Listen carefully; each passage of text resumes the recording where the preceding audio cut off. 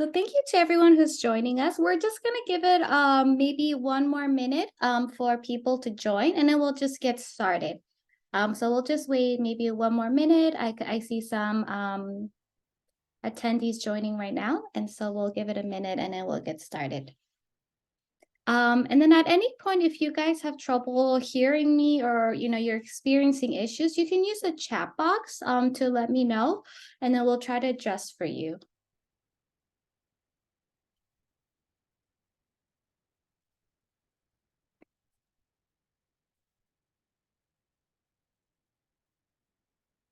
Okay, so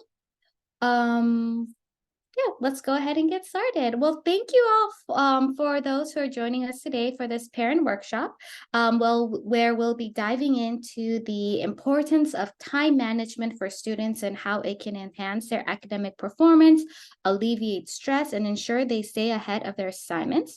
And then hopefully by the end of this workshop, you whether you're a parent or a guardian or an educator, will have a better understanding of how to guide your student in managing their time effectively.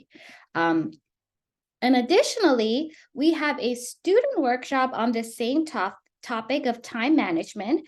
And this is an in-person small group workshop at our clinic in Oakland, and it's being offered twice. So there's one next week, December 14th, that's Thursday at 4 p.m. at our office. And then we have one on January on the same topic. And so go ahead and go to our website, sign up for the one next week or the one in January. It's supposed to be a really good one. And it's in the similar topic as the one we're discussing today. And so if you're a parent, if this is a topic that you're concerned about, we highly recommend registering your child or your student for this workshop, and it's only $25. And so you can go to our website to sign up for the workshop. And then we have other workshops coming up in the future. So we have one on goal setting and planning. This is another student workshop. This is coming this spring. And so if you're planning ahead, you can go ahead and sign up for this workshop. There is limited availability. And so we recommend you sign up as early as possible, and then lock in your slot. And it's only $25 also. And then lastly, both of these workshops, as well as the, parent workshop we're doing today, they really are a preview to a larger comprehensive college readiness course offered this summer, and it's called Beyond High School. And it is a 2-week college readiness course designed to equip students with a set of skills and knowledge essential for college success. It covers topics such as goal setting, time management, study skills, test-taking skills, organization, financial planning, decision making. All of those skills will be covered as part of this course. And it's an excellent course for any high schooler preparing for college, but also any college students right now who are attending a university or college or program. And to learn more about this course and to sign up, you can go to our website, Strategies for Learning /BHS for Beyond High School. So with all of that being said, I'd love to introduce you to our speaker for today, BJ McIntyre. BJ is the Director of Education at Strategies for Learning. He holds a master's degree from Columbia University, a teaching credential, a youth resilience coach certification, a financial literacy certification. He has over a decade of hands-on experience supporting students and young adults with learning challenges and motivational difficulties, helping them build their executive functioning skills both in and outside of the classroom. And so with that, I will pass it on to BJ, and then he'll start his presentation.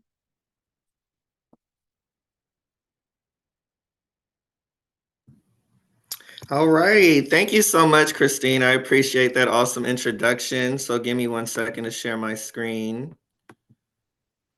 All right. See. Hope everybody's doing awesome.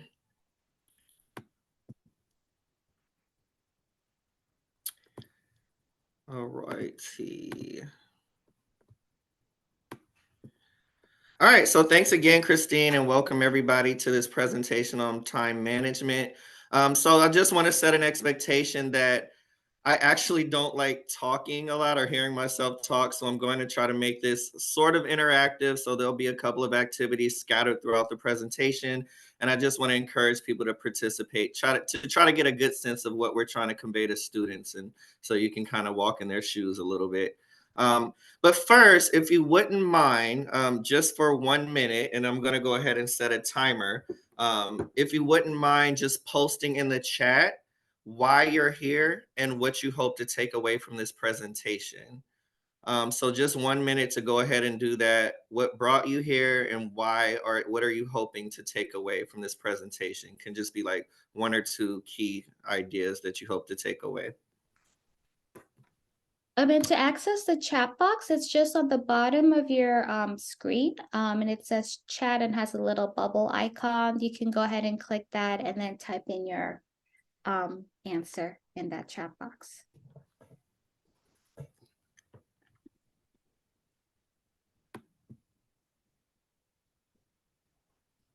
All right, after 1 minute, I'll go ahead and look at the chat. Oh, I'm sorry. It looks like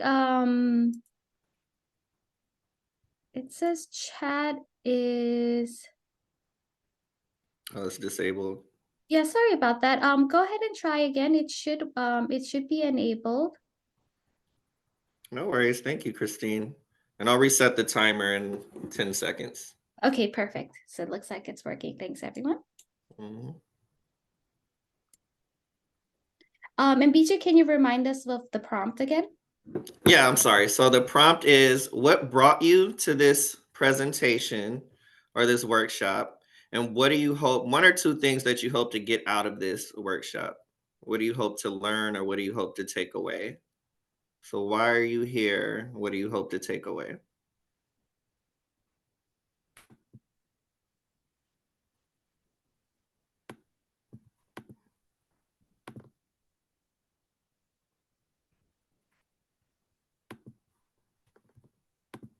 All right, we already have a couple of comments. So Beth posts, her daughter has no skills in time management and gets very defensive. When you try to gently make suggestions, yeah, that's definitely a thing. So we can hope to take away some of that pressure. John has a daughter with ADHD that's starting 5th grade, struggles with time management, thought the webinar would be a helpful way to assist. Absolutely. Or Rita, to help my son get better at defining his priorities. Yep, we're going to touch on that based on when they're due and make a better plan for the week. Absolutely.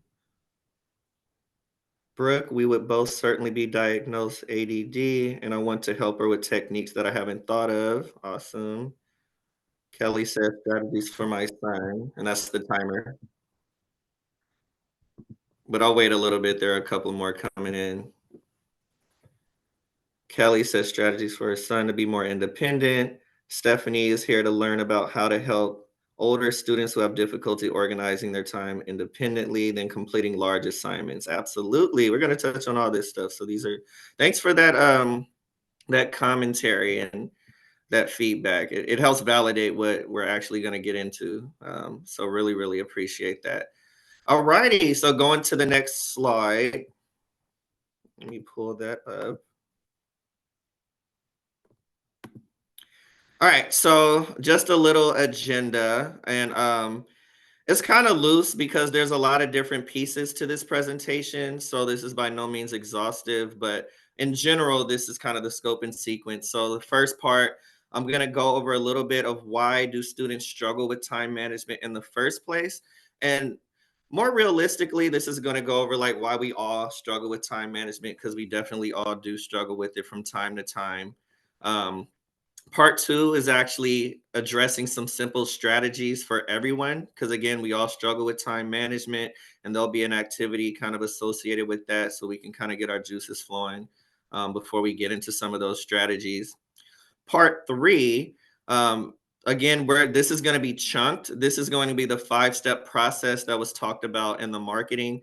So I'm going to go step by step over different techniques that we can use to help our students with time management or our children with time management. And this is gonna, basically, I actually use a single document to go over all 5 steps, but it's really good to chunk them out and go over it like piece by piece to really understand what it's actually doing for the student. And then after going through the 5 steps, we're going to go ahead and wrap up, summarize what we learned, and then open things up for about a 10-minute Q&A. All righty. And if anything pops up, you can go ahead and post questions in the chat as we go, and then we'll definitely get to it in the Q&A. All righty, next slide. All right, so part 1. So why do we, students and everybody, why do we struggle with time management?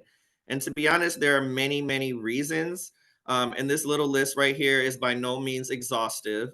There are probably infinite amount of reasons why we struggle with time, but these are some things that I've found reoccurring with students and the research that come up over and over again as to why people in general struggle with time management, not just students. So the first thing I would say is definitely just having a lack of urgency. I think we can all relate to that. And if you see this little graph to the side, Parkinson's law, some of you may have heard of it. It's an old adage. Basically, it goes, it's the idea that work expands to fill the time that's available.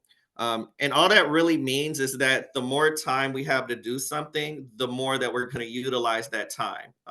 We're going to kind of put it off, find ways to make it seem more complicated than it actually is. And this has kind of been proven over and over and over again in the corporate world and the education world. It's just a thing. Even in some of the research that I was doing on it, one of the examples, I don't know if I like the example, it was about a lady who needed to send a postage. And it's something that people would take maybe 3 to 5 minutes to usually do, but then she was given all day to do it. So she took like an hour to find an envelope, was a perfectionist about how to um, write the postage. Took like a while to figure out like did she what to wear to go out to like go to the mailbox. And even thinking like more practical example, like a student who has to do an essay and then you tell them that it's due in a week or 2 weeks, they're probably going to take that amount of time to do it, wait up until the last minute, and then start working on the essay, and it won't be as good as it can be because they don't feel that sense of urgency. So we're going to go over some strategies on how to address that sense of urgency and how to actually create that sense of urgency. Another reason is that we often see time as abstract.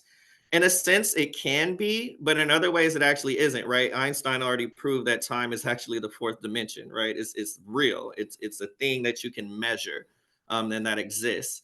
But it's kind of a cultural thing, right? It's even embedded in our language to see time as abstract. So a lot of the times we'll say, "Oh, I'll see you later," or "I'll be there in a bit," or "This will take a while." Nothing about that is concrete. For example, like what is a bit? What is a while? What is seeing you later? Just that kind of thing being embedded in our language and our language kind of guiding our thinking. It's no wonder that a lot of students don't see time as concrete and they see it more as an abstract thing. And then if we see it like that, we have a tendency again to not stress urgency, to put things off, to do it later, whatever that means. And it means different things to different people, right? Um, Another thing that we all deal with, right, is distractions. That can be from phones to friends to the environment you're in, a noisy environment, even to how you feel, right? Maybe you've gotten into a big argument with a friend or a significant other, and you just can't get it off your mind. You can't focus. So anything that kind of um, like is a cost our focus, our ability to focus is a distraction, right? And that can show up in a variety of ways. We'll go over some simple strategies to address distractions. Time blindness. So if you haven't heard of that, it's a word that often comes up in the ADHD coaching community. It's often attributed to students or people who have ADHD. I have time blindness. And it's just this idea that time tends to it's kind of disconnected from your own internal clock. So, for example, maybe you're having a conversation in between class periods. You're talking to a friend, and then you feel like you're only talking to them for 5 minutes, and then you look at your clock, and then 15 minutes has passed. It's like, how did that happen? Where did this 10 minutes go? And for the life of you, you don't understand where those 10 minutes went. People who struggle with that more is somewhere on the spectrum of being time blind. They just haven't been able to develop that syncing ability to match their internal clock with actual measurements of time. So there are definitely ways to address that. Procrastination. So again, procrastination, I use a workbook with a lot of my students called the Anti-Planner by Danny Donovan. I highly recommend that, the Anti-Planner by Danny Donovan. It's a book of 165 strategies that address procrastination. So trust me, there are a million reasons that you can procrastinate. One of the things that's powerful to me, I actually also watch a YouTube channel. It's called How to ADHD by Jessica McCabe, and she had a guest on her show talking about something called the wall of awful. And I really like this idea because it was the best. She said it was the best metaphor she's heard. I've heard a lot of good metaphors around procrastination, but the reason a lot of people procrastinate is because we have negative emotions associated with the task. So for me, like math, I have a lot of math anxiety. I've never liked math. I will put off math as much as I can. I will procrastinate because I have like a fear of failure. I'm intimidated. I'm disappointed when I don't do right. And all of these different emotions are bricks. And then the longer it goes unaddressed, the thicker that wall will become. So you really do need to address those negative emotions and try to do some mental reframing to look at it in a different way to address that procrastination. And obviously you can even go back to Parkinson's law, right? Just not having urgency, having a lot of time to do something and having it not chunked out for you, you're probably going to, most people are going to take a long time to do it unless you really already have those strategies. And most of our students don't already have those strategies. So that's really a thing. Excuse me. And then lethargy. So I don't like the word lazy, and a lot of my students, they end up calling themselves lazy, and I really don't like it. So this is just a way to reframe that. So I listen to Andrew Huberman a lot, and then one thing that struck me in one of his latest podcasts, he was having a discussion about willpower and just developing energy reserves. And one of the things that stuck out to me, he said, like, really, if you just look at three things: sleep, exercise, and nutrition, if you can dial those three things in, you basically hit it. Like, and if it isn't one of those three things, then that's when you kind of need to go in and do the deeper work and get a professional or get a coach. But if you're feeling lazy and chronically lazy, um which again, I don't like that word, but if you're feeling chronically lethargic, most likely it's one of those three things. Like, you need more exercise, you need more sleep, you need more food, or better food, more nutritious food that gives you energy, and trying to address those first before, like, jumping the gun, getting coaching. I mean, you may still need that, but addressing that first, is which is something in your control, is really not probably, it's very important. It's like vital, actually. So I have another quick activity. So if you wouldn't mind indulging, you can use a QR code, or you can type in this link. But I'm actually really curious as to why you struggle with time management. And I already went ahead and filled it out myself. So in looking at my own poll results, and if you click that link, again, a poll will come up, and you can pick more than one. You can pick more than one of those categories. So all the things we just went over: lack of urgency, distractions, seeing time as abstract. What is the reason that you struggle with time when you do? And so let's give this 1 minute. So I'm gonna put on the timer now.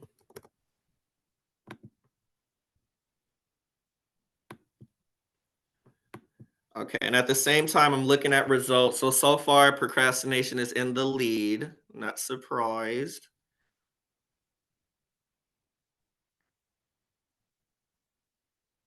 So I have three people say lack of urgency. Four now. Okay, lack of urgency and procrastination are now tied, neck and neck. Okay, 30 more seconds.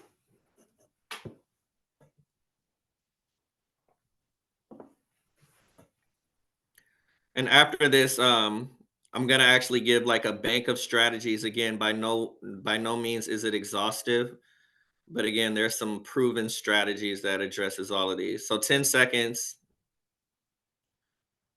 and you can feel free to still do this after the timer expires. All right. All right, looking at the results, I know you guys can't see it because I'm not sharing my entire screen, but procrastination is the biggest reason, according to you guys, as to why you struggle with time. And again, that Parkinson's law, it's like apparently a universal law. So I'm definitely not surprised. And then that wall of awful, that thing that kind of gets in the way of you and the task, that's a very, very real thing. And then lack of urgency is second. And I definitely see why that's a common issue amongst most people. So definitely thanks for participating. All right, next, but right, and this is the slide right before we get into this five-step process of time management for students, but just some strategies for you guys or people in general, just to kind of think about, and then I'll try to go over these really fast. So lack of urgency, that can be partially addressed through, for example, chunking and using timers. So for example, think of a student, the student who has the essay done in 1 week, and then they don't have any urgency around it, all just wait to the last minute.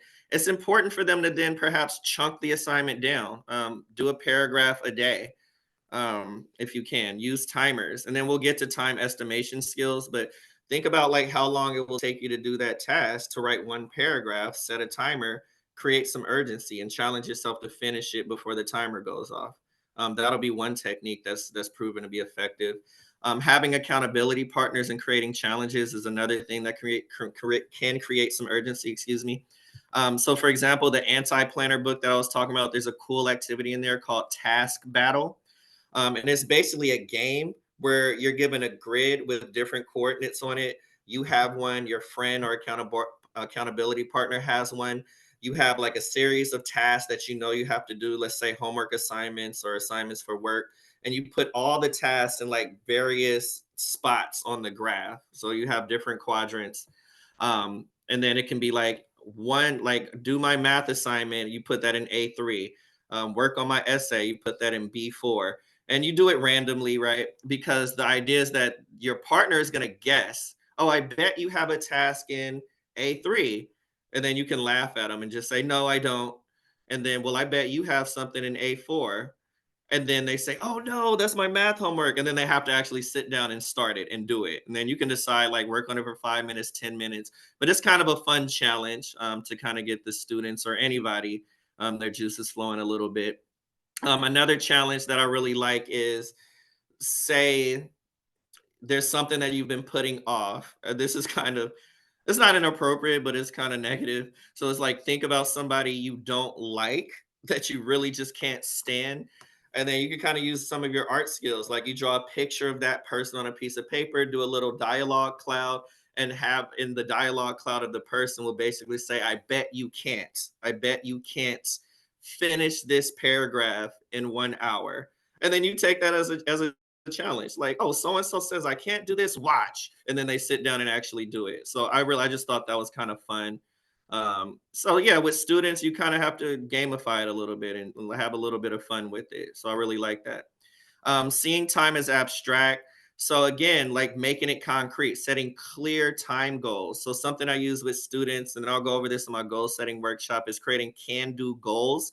It's like a SMART goal where you set a goal, and the C in can do means clear. So I want to work 30 minutes a day on my homework assignment starting at 5 o'clock after school. Like it may not have to be that specific, but setting clear, specific time goals. I'm gonna work on this assignment for 30 minutes each day, or I'm gonna practice reading 30 minutes each day. Just making it clear. Not I'm gonna work on this for a while or I'll do it later. I'm going to do this at 5 o'clock and work on it for 30 minutes. So like it's really holding them accountable to that is really important and getting in the habit of doing that. Daily planners and alarms.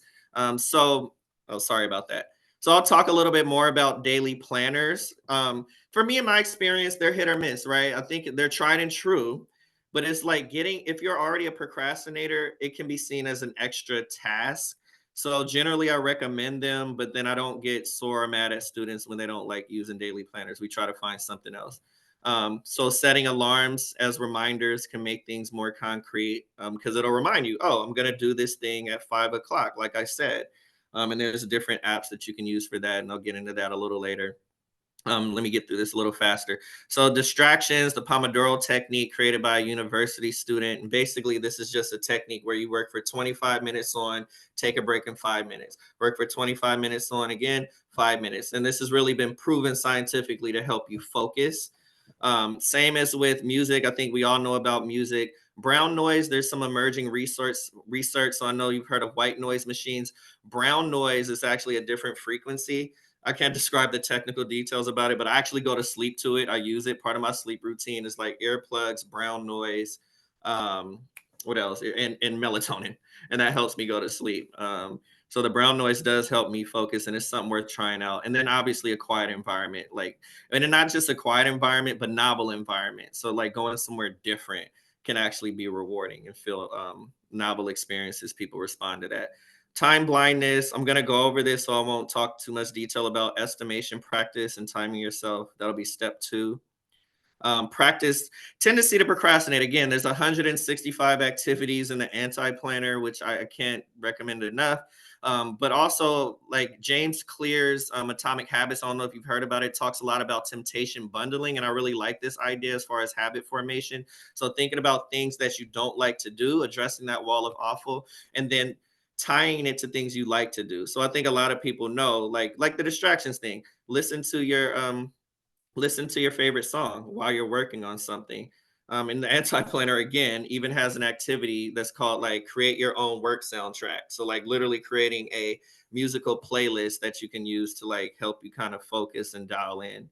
Um, but just anything else that you can think of that you really like doing, listening to a podcast or just anything that you like doing and pairing it with the task that you are doing, or even directly after, like associating that task with the negative task. So rewarding yourself with it immediately afterwards, like, oh, I'm going to eat a piece of chocolate after this. Or even checking yourself on accountability. Like video games should be a privilege that you earn, perhaps. And maybe that's hard to sell to students, but it's something you can use as an accountability tool and really train it as a reward.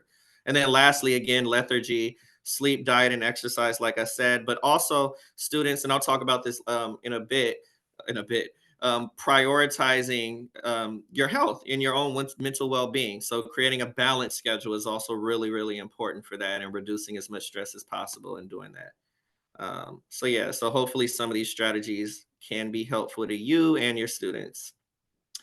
All right, so now we're going to get into this 5-step technique, starting with step 1. And step 1 is taming the to-do list beast. So I know we all know about creating to-do lists, but there are obviously different ways to do that. And if students aren't in the habit of doing it, it is a good time to like start practicing that now. So to do this, I usually use an electronic document or tracker myself because I work with a lot of students virtually. And then even the students that I work with in person, again, some of them are resistant to daily planners. One of them was really good at using the daily planner already, so we just incorporated that into our coaching. Um, but if not, then I have like my own system that I work with them on. I put them on what's called a time management plan, or I have what's called a Kanban board. I don't know if you've heard of that, but it's like a workflow chart that has a column for to-do lists, things you're doing, and things that are done. And then basically you're trying to get things out of that to-do list to the done. So every time I'm working with students, I'm like, okay, let's look at your to-do list. Did it move? Did we get to take it out of the to-do list a bit? And if they didn't, then okay, we need to address that right now, and figure out how to get it to the done list, because that's the ultimate goal. And then you section that off by class, and I think it's really effective. And apparently it comes from the corporate world where people have like multiple tasks to do at once. And a lot of this can be tied to their school portal, by the way. So some of the students are using Canvas, and I know a lot of high schools are using Canvas because it's like good college prep. I'm actually in an educational therapy program right now, and we use Canvas, and that's kind of the go-to right now. And Canvas itself is pretty good at organizing your to-do list. Oh, but another thing that I should mention, your to-do list should also, remember, creating a balanced schedule, your to-do list should include other obligations outside of school. So for example, I did have a student I was working with who in their schedule they had musical that they had to do after school, and it was like I think it took up 2 hours, 3 hours a day after school every single day. And I know a lot of students have sports practice, which is an obligation. And I know extracurriculars are really important. So that won't necessarily be in Canvas or their school portal. So it's good to like be holistic when you're like gathering everything that you have to do to put in your to-do list. And then even making time to like squeeze in those breaks and like deliberately schedule those breaks, especially since we're trying to be concrete with time and not abstract.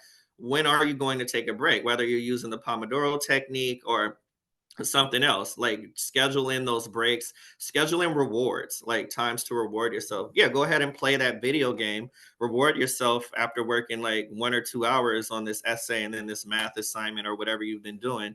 Definitely reward yourself. That's just the healthy thing to do. um and oh yeah, and I like recording. So the reason I like electronic documents as well is because I just like putting it in a place where you won't lose it.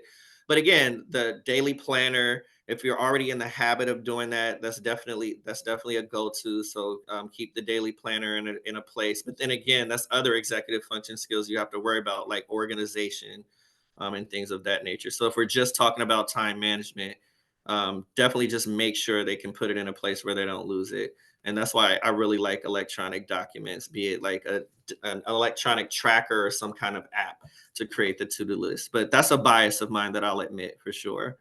But yeah, so that's step one. And again, showing off my electronic bias. These are just like some examples of apps that you can use to create to-do lists or even your schedule. So you have I Live and Die by Google Calendar. Even for this meet for this workshop, I planned when I was going to rehearse. I planned when I was going to log in with Christine to make sure all the technology worked in advance. So that was part of my to-do list. Apple, I know a lot of people have the iPhone, so Apple has its own to-do list app. I'm not that familiar with it. I don't use it a lot, but it's definitely something students could use. The third icon represents the Me Plus app, MEN Plus. So the Me Plus app is actually advertised as a to-do list app that is really beneficial for students with ADHD and executive functioning challenges. And it was actually recommended to me by a student who uses it religiously. Um, so it's like a daily planner, but with rewards built in. So it's like you create all the activities or tasks that you have to do for the day, or you can schedule it out a week. And then when you do it, you just check it off. And it's like cool the way you check it off. It's like you check it off, some big confetti will pop up, like, yeah, you completed the task. And the student even told me that's why I really like this, because I just feel good every time I'm able to check something off of my to do list with the Me Plus app. So I definitely recommend the Me Plus app if students gravitate to it. There's some students who don't, because similar to a daily planner, it's like, but oh, I have to do work. I have to think about what I have to do and like type it in. That's like another assignment. So there's solutions to that, which I'll get to. But definitely, if you can get them to use this, then I think it would be very beneficial. If not, like if the younger students, then obviously use a daily planner, a physical calendar, or something very similar. You'll probably, and of course, with the younger students, fourth, fifth, you're kind of help them guide their life a little bit more. And so they probably won't have access to electronics. So it's perfectly fine. And this would be the age to really start them with a daily planner, something that they're going to be taking to school and helping them with their organization. So I actually would recommend that if you're starting off and your child is like fourth, fifth, sixth grade and they're just getting in the swing of like organizing their life. And that's a way to really help them out. All right. So step two, that's cracking the case of task duration. So first you have the to-do list, but then like, what if I don't have good time estimation capabilities? Or what if I'm time blind, right? What if I have a lot of time blindness? Then things are still going to be off. So maybe you have a large to-do list, but you don't know, or you want to schedule out for the week, which is a better example, but you don't know if you can finish everything in one day. You have 5 things to do this day, 5 things to do the next day, but you really don't have a good sense of time to be able to plan that out. So that's why it's really, really important. It's critical to develop time wisdom is actually what it's called. So the opposite of time blindness is developing time wisdom, and just again syncing your internal clock with like actual measures of time. So this is a very important skill. So One technique I would use is chunking along with this. So going back to that student who has to write the essay, again, like I mentioned, they can chunk it. And if they chunk it, it's actually a lot easier to estimate. So you write your to-do list out. Oh, I have to write an essay. My essay is going to be due in a week. I want to start it today. Today's Monday. It's due next Monday. So I'm going to put the essay here. But instead of like trying to estimate how long does it take me to write a whole essay, like 3.5 hours, 4 hours, 5 hours, you can be way off, right? But I think it can be a lot more prudent for the student to chunk it and say, how long does it take me to write a paragraph? Um, and in that sense, it will be a lot easier to estimate. And we'll do a quick activity after this to just so we can understand how that feels and how accurate it is or isn't. But how long does it take me to write a paragraph? I might have a better sense of that, and you can extrapolate. Oh, it takes me about 30 minutes to write this paragraph. I have to write a 5 paragraph essay. So that should take me roughly 2.5 hours. And in real life, it really isn't that simple because, say, oh, the intro, and then actually, let me jump to the next part. After you estimate, you time yourself, right? So you say it's going to take me 30 minutes. You time yourself. Oh, I see this took me a little bit longer. This took me 40 minutes. Why is that? Did I get distracted in the process? Did I underestimate how hard this task was? Then you do a little bit of interrogation. You can work with your child and figure out, like, why was this a little bit off? Okay, now let's recalibrate. If we took out this distraction, would it be 30 minutes? Or do you really struggle with how to write an introduction, and this is reasonable? It really actually takes about 40 minutes when you're completely dialed in and focused. So that's good information to have. But let's say the student, um, oh, another thing is that's what I was going to say. So the student, it may be differences in the paragraphs, right? Or in the different tasks. So it's not as simple as extrapolating, like I suggested. So the paragraph will take 30 minutes, the essay will take 2 hours and 30 minutes. But that's why it's good to interrogate like what the reason is after you estimate and time yourself. Because say an intro paragraph is easy for me. All it is like I got to come up with a hook, some background information on my topic, and the thesis. That's easy for me. But what I really struggle with is finding the right quote. When I write the body paragraphs, those are totally different. I have to do a topic sense that connects to my thesis. I have to find a really good quote. I really struggle with analysis. What is analysis? How do I break down this quote in a meaningful way with my own voice? And then how do I like link it to the next paragraph? Like I really struggle with organizing ideas. So that might take me a little bit longer, literally, to write this body paragraph. So whereas the introduction took me this long, the body paragraphs takes me this long. So really, again, estimating how long each task, well, chunking first, estimating how long each task takes, then timing yourself, and then figuring out what is the disconnect. I mean, hopefully, if you have good time wisdom already, you already know. But if there's a disconnect, what is that disconnect? Is it because I'm better at the intro than I am this? Is it because there are certain distractions? You can really do a lot of coaching just around this.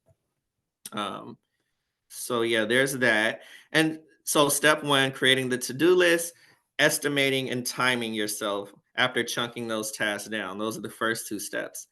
And just to get us thinking about it, I wanted to do kind of like a fun activity. Hopefully it's fun.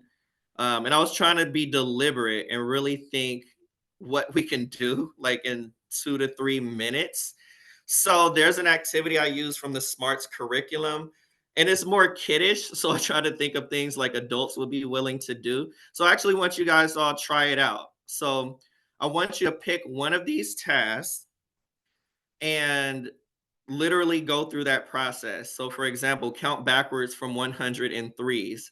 Estimate in your head how long you think that will take, or write it down on a piece of paper. And then go ahead and time yourself or have somebody else time you doing it. So, hopefully, you guys can indulge me in that. Go ahead, let me give it 20 seconds for you to start. Think about what you want to do. And then I don't want to prescribe how long these will actually take, but let's give it 2.5 minutes. So 20 seconds now, and then 2.5 minutes. And then post in the chat like what you did, your estimate, and how long it took. And let's see if there's a disconnect. So actually, in the interest of time, I'm going to start the timer now. So 2 minutes and 30 seconds.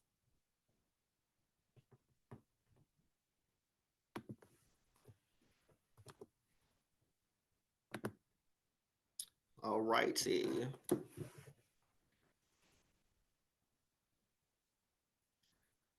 Not to distract you, but there is an activity in the SMARTS curriculum that asks you to count your ABCs backwards. That will take me forever. It's just not going to happen. So I tried to make these a little more accessible. I thought about that one, but no, that's not fair.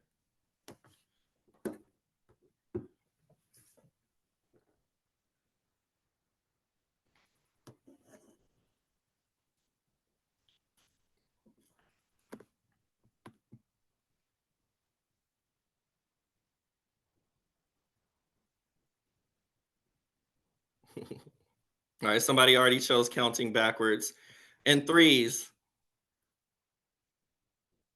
Ooh, nice. Estimated 30 seconds, but took 58. That's a huge disconnect. And that's why chunking, you guys, is so important. Just imagine this is an essay and you estimate the paragraph, and the paragraph took you twice as long. The essay is going to take you at least twice as long than you thought. And how are you going to be able to manage your time? Somebody else did counting backwards. They estimated 1 minute and 30 seconds, but it took 50 seconds. So they overestimated. Interesting. So some people underestimate the challenge, some people That's overestimate the impressive. challenge. That is I impressive. was starting doing the counting backwards, and I'm only like halfway through and it's already almost 2 minutes. Right, because that takes some working memory, right? So it's like you Yeah, have a that's hard student for with me. That'll yep, take me a lot longer. 97, 94, 91.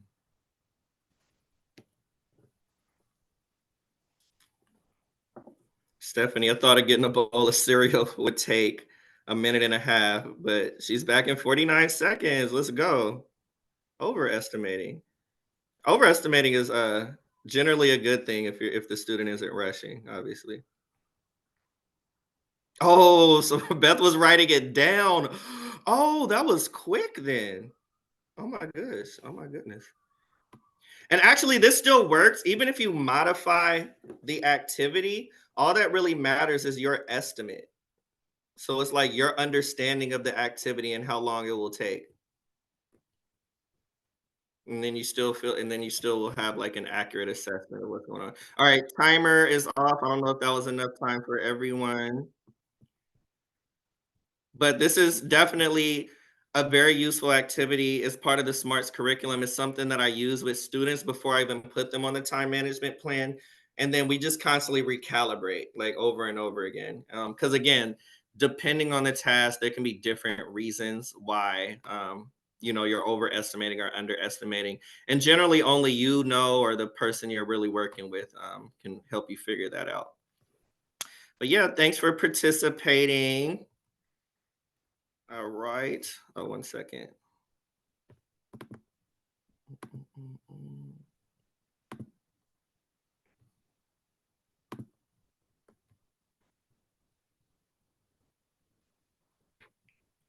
Something's going on with notes. Let me do one thing, you guys. Give me 1 second. I'm gonna unshare for 1 second. I have to check something.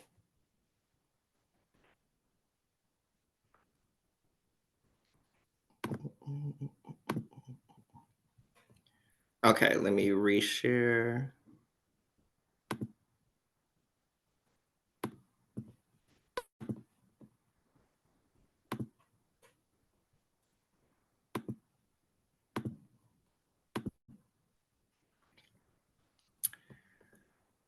All righty.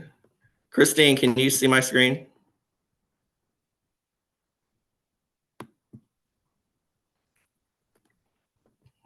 Okay, I think everybody can. All right, so now we're on step 3. So the first step was create a to-do list. Second step was develop your time estimation skills. So then what do you do now that you have your to-do list? You've calibrated how long it takes you to do everything. Step 3 is prioritizing. So prioritizing is obviously going to help with procrastination, but it's also going to help with time management in general, right? So there are different ways to prioritize. Obviously, you can have a conversation with your students about the differences between an obligation and an aspiration they may have. Really just letting them understand that obligations, I mean, technically you don't have to do anything, right? But you need to understand the consequences. And the bigger the consequence is, the more urgent the task is, right? So it's good to have a conversation with them as they're still developing about their obligations, and this is inside and outside of school, and then where to fit in the aspirations around that. Prioritizing based on those consequences, right? Because you can maybe put off something you want to do if you know there's going to be a big consequence for not doing this thing that you need to do, right? um and then also, like, it really does get in depth because there's so many different ways to prioritize. You can do it based on due dates, you can do it based on grades, you can do it based on your comfort level with the class. So really understanding what works for the student, and that's why it should be goals based. So what is your goal? I mean, do you want to just develop as a confident learner, or do you want to get straight A's? Because right now, like, finals week is in 2 weeks. I need to study for this math test, but I already have an A in math. But then, like, history isn't due for 3 days, but then I have a C in history. It's like, what do you prioritize right now? It really is a legitimate question that I wouldn't be able to answer for you. But it really does depend on your goals, and the things that you value. And as parents, you obviously have a say in that, given that they're students. So, like, you can work on that together. So basically, encouraging the students to weigh the pros and cons of all their decisions, talking about the obligations and the consequences. And again, it's really important for them to prioritize their health and for you to help them do that. Because I did have one student who, I mean, in my opinion, and I didn't want to intrude on the parenting style at all whatsoever. But it was my sense that some of the extracurriculars weren't as necessary as some of the academic work. And this was just my own opinion. I didn't express that to the parents. I just met the student and the family where they were and tried to make the best of the situation. But it did feel like this student was overloaded and overburdened to the point where they actually didn't even have time for aspirations. And I do feel like it's important for a kid to be able to be a kid and to have different outlets and do things that they enjoy and to be rewarded for all their hard work. There wasn't much room for that kind of reward. It was just like obligations, obligations, obligations. And even in one of the lesson plans that I use with the SMARTS curriculum, that's one of the suggestions. Don't overload your schedule. There's even an example. Here's an example schedule, and it's like math homework, science homework, English homework, take out the trash, clean your room, and then it's like go to sleep. It's like that's not, yeah, that, I don't know. Like, would you want to live the rest of your life that way? It is something to think about. So just finding some time to prioritize, what you need to do based on the consequences, but also, slipping in there things that are important to you, just to sustain yourself, right? That's going to be really important for students. So that is prioritization.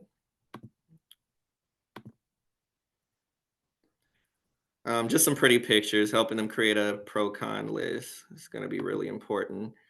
All right. The last step is scheduling your life. Um, so, helping your child create a balanced schedule based on the priorities. So, you can do this, or you see a picture of a calendar. Again, this can go in an app. But again, if students don't have electronics, you can literally do an old fashioned calendar. Preferably, you'll like fancy it up or maybe do a vision board that you calendarize. You can like make a poster, put it on their board, do comic strips, and like vision board is actually really useful technique just for goal setting in general. Just having the endpoint in mind and then like the steps it takes to get there, and then making that a visual, putting it in your room or something in an easy to access place. So if you don't use electronics, that's another good idea. Or actually just using a calendar itself, and then having the students put a calendar in their room and getting in the habit of checking important deadlines and dates and things you have to do, writing that in as soon as you need to write it in. If using a planner, ask them to consider planning for the entire week, just because it helps you with long-term goal setting. And it may seem less cumbersome, like for students that don't like filling out daily planners. Yeah, it's something you have to do every day. If you're not in the habit of it, it's good to establish that habit. But if you're not in the habit of it yet, maybe starting off with a weekly view. Like these are all the things that I have to do for the week. And then maybe adjusting that when you need to. When you get a different assignment, oh, let me add that to the calendar. That's not so hard. That's one task. I got most of the front loading out the way. And now this one task I can kind of just write into my calendar. Um, Maybe beautify it, put a little visual next to it will always help. And then I would always recommend color coding the different tasks and then obviously scratching it out when you finish it, just for organization and peace of mind. So it's like, oh, I finished this, let me reward myself, cross this out, and then color coding just to differentiate the different tasks that you have to do. So scheduling is going to be very, very important. And then you'll see you tie this with step 5. They actually kind of go hand in hand. And then the last point that I made is ask them to consider apps if possible, just for more efficient time blocking. Again, that's my bias. I live and die by Google Calendar. And I know that a lot of students have Google accounts. And as adults, it's probably going to get to the point where they're going to be using Google Suite or something like that. Like our email is tied to Google, where I work at Strategies for Learning. Everything we do is based on Google Calendar, all of the sessions. So it actually is a part of life, and I feel like it's a life skill anyways that they're going to have to learn. So that's why I just encourage like any 21st century use of technology, especially for EF functions or executive functioning and time management. Is going to be helpful. But definitely, if they're not allowed to use electronics, again, go back to that planner, a vision board, some kind of visual reminder. And then in step 5, I have like some more comments in that respect. But again, step 1, creating the to-do list. Step 2, after you have the to-do list, estimating how long each thing will take and timing yourself and recalibrating. Step 3 is about prioritizing. So having that to-do list, knowing how long it takes, what order do I need to do these things in? How do I prioritize? And then based on those priorities, I should have mentioned that first, it's here in the bullet point. Based on those priorities, that's how you create your calendar. So I know I need to do this first. So I literally work with students. Okay, so as soon as you get home, what should you be doing? And I let them tell me, like, okay, well, we already planned this out together in the time management plan. I guess I should be working. They say I guess a lot because they really don't want to do it, but they're locked in. We already agreed to this. We went through this whole to-do list, estimating, prioritize. You're the one that said it. So go ahead and put it in. I'm going to do my math homework at 5 o'clock. I'm going to work on it for 30 minutes. Then the timer is going to go off. And then I'm going to take a break. And then I'm going to either do something else that's on the priority list, on the to-do list, or I'm going to go back to that. Maybe use the Pomodoro technique. Like this is a struggle for me, but it's going to help me focus. So I'm going to work for 25 minutes, take a break, and then I'm going to come back to this. And then if I don't need to, that's why it's good to chunk it out. So, okay, this is doing a week, but at least I knocked a lot of that out and I can like cross this out in my calendar and then I can go to the next thing. So this is really, really helpful. I'm noticing for students, especially if they don't already do this. And for us as adults, a lot of this we take for granted. But again, that's what executive functioning is, time management is, and that's why you need to teach it explicitly. And it's just a shame that they don't in schools. We don't really actually teach this explicitly. So the opportunity to do so is really going to help your students out tremendously if you have some strategies that you can give them. Okay, so we have 5 minutes left. I'm almost on track.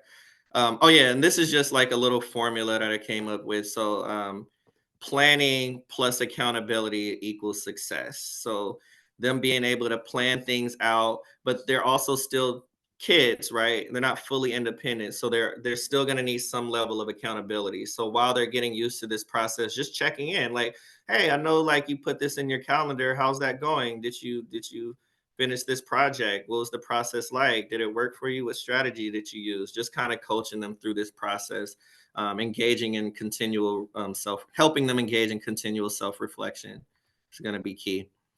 All right, last step is setting alerts and reminders.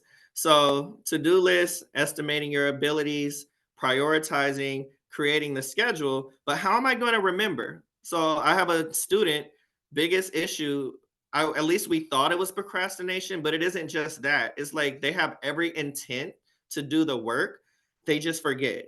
It's just like a working memory thing. So like even in my intakes, when I first meet students, I give them assessments called the Metacog assessment, and it goes across a variety of executive function and function challenges that they may or may not have. And a lot of students, for example, that have ADHD, working memory just comes up a lot for whatever reason. Maybe the students that I have, just working memory comes up over and over. They don't have a lot of working memory strategies. Um, and memory in general. So this comes up for a lot of my students, and one student in particular, I just forget. I just forgot to study. I know I needed to. I just forgot. Like even earlier in the day, I told myself I was going to do it. I just forgot. So just automaticity here is king. So just like automatize it. Figure out like get an app that you can set and just have it alert you, like have the alarm go off with a note saying work on your project. And a lot of students don't do that, but they're always on their phones. So if they can use the Meet Plus app, Google Calendar, I know has a reminder feature that reminds you 10 minutes before. Even the alarm feature, I feel like, and yeah, an iPhone, you can put a note in the alarm feature to just set a reminder. So again, if your child isn't allowed to have electronics, maybe some visual reminders, right? You know how we used to put like sticky notes or a to-do list on our refrigerator. And that's because it's a place where we often go. Like we're always going to the refrigerator. And so you can't miss the to-do list. So do the same thing for the student. Maybe put their to-do list in whatever format, piece of paper, sticky notes, visual vision board, visual reminders. Put it next to their video game console, put it next to their iPhone charger. You know your student better than anybody or your child better than anybody. So help them create the to-do list or the schedule or the calendar, put it in a place where you know they go a lot. So they just cannot miss it. They won't have any excuses. This is about setting them up for success. So that would be a good way to do it if they don't have electronics or they're not allowed to have electronics. Um, so yeah, so those are the 5 steps. So oh, there's one more activity. But just to recap, which will help you with this activity. Actually, I'll put it on here now so you can think about it. So just to recap again, first step is to create a to-do list. Second is to estimate and calibrate. The third step is to prioritize. The fourth step is to create an actual schedule based on those priorities. And the fifth and final step is to set a reminder somehow, either with an app or put some kind of visual reminder in an easy to find place. Um, so that's basically my spiel. The last thing I'm going to ask for you, if you wouldn't mind, just for accountability, right? Pick a strategy from this presentation. And if you need me to, I can go back to the beginning where I had those bank of strategies, or you can just try to remember the steps. But pick a strategy from the presentation that you're going to introduce to your child. Write in a calendar or phone app what you will do and at what time you'll do it. And then set an alert in your phone as a visual cue to remind yourself. So pick a strategy, write it in a calendar or an app, and then set an alert. So let me go back to this bank of strategies. Or it can just be introducing one of the steps. So it can be a strategy or one of the steps. All right, let me give y'all 1 minute for that because we're running out of time.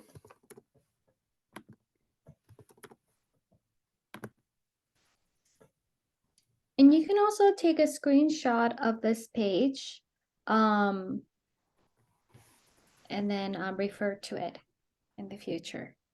Good idea. Somebody asked in the chat if these slides are going to be shared as well. Yeah, the slides won't be shared, but we'll have a recording of the workshop on our YouTube channel in a couple of weeks. And so if you want to listen to a recording or get the slides that way, make sure you're signed up for our newsletter, or you have or you're subscribed to our YouTube channel. That way you know when the recording's available, you can go ahead and refer to it. Thanks, Christine. And actually, you don't have to type in the chat, just in the interest of time, just hopefully. This is just a way for us to practice what we're preaching here. But just make a commitment to yourself to actually introduce one of these strategies. All right, and that's the timer anyways. All righty, so, yep, that's the wrap up. So we went over why we struggle with time management in general. We did a little poll to get some feedback. went over some simple strategies for everybody. I went through the 5-step technique for time management for students, something that I use with students all the time.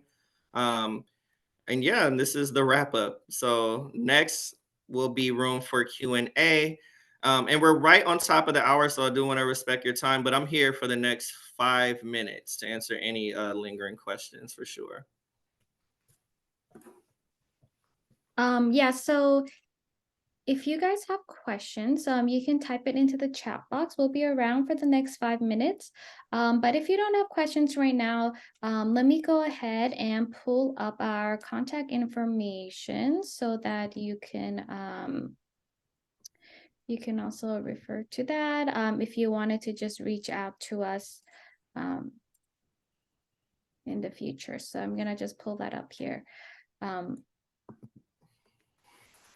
So you can contact us at strategiesforlearning.com. That's our website, and there's a contact us page, and you can just fill it in and ask us a question there or sign up for our newsletter that way. Or you can email me at info@strategiesforlearning.com, and then be sure to subscribe to our YouTube channel, which is just Strategies for Learning. That way, when the recording becomes available, you can go ahead and get notified for that. So let me just see if there's any questions for we can answer while we have everybody live. So here's one question, BJ. So Beth has a daughter who's resistant even to the idea of sitting down and even learning one technique. Do you have any suggestions for how to frame this in a way that she will be intrigued? My answer is gonna be so self-serving because I just saw that, and it's like my first answer is get an educational therapist. But like, it literally, so there's some truth to that. It really does take the pressure off the parents, and then just what I see over and over and over again is like, my child won't listen to me, and it's like I think that's kind of the point. It's in that, like, coming to us, we take away some of that stress and that pressure, and we do find ways to make it fun. So I do like activities like the time estimation one. We make it a little goofy, especially in person. So it's like do jumping jacks and time how long it'll take, or just coming up with like silly activities that you know your child might want to try out. And maybe even doing that without telling them why, and then having them reflect on it afterwards. Oh, we did this so we can understand like your time blindness or your ability to manage time a little bit more effectively. So I guess that's the best I can tell you, because time management in general, like, it's not a fun topic. It's the reason they avoid it in the first place. But there are a lot of different strategies. Like another thing I would say, just in general, get Dana. Let me type it in the chat. Anti planner. Oh, I already shared that one, Oh, BJ. good, good. Yeah. Answer check that out. Check that out. That'll answer Yeah. your question. Yeah, there's a lot of fun comic book style brain hacking activities in there. Mhm. Yeah, that go along with time management and procrastination that they should definitely be willing to try out. So I guess that's my best response to that. Yeah, and If like you what don't think BJ it said in that the way. beginning, sometimes like the parent-child relationship, um it can be challenging when you're trying to teach your child these executive functioning skills. And so we get lots of calls from families saying that, I tried a lot of these strategies with my child, but there's a lot of resistance because they don't want to feel like they're being nagged on by a parent. But if you bring in a third person, a more neutral person, like an executive functioning coach or an educational therapist, where they can really build a separate rapport with, we find that a lot of, especially the teens, the older students, it's much more successful that way. Right. So with the interest of time, let's do one more question.